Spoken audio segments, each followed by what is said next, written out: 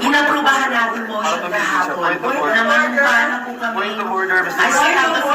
I have the floor, Mr. President. I have the floor, Mr. President, to make way for taking of the oath before the presiding officer. Point of order takes position.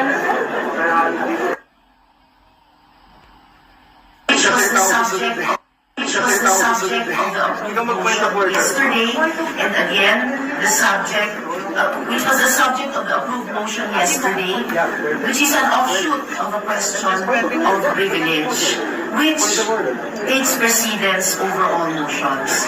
So I state my motion, Mr. President, to momentarily suspend any action, whether interpellation or seconding speech on the privileged speech of the good gentleman from Davao, para sa wakas, Pwede ka na biglang magsalita. daan Pwede mo lang sabihin sa microphone. inaprubahan natin motion kahapon. Naman para po kami. Point of order, Mr. I President. have the floor.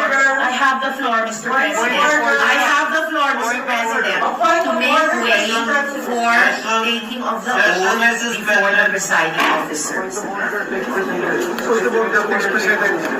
Point of order takes position.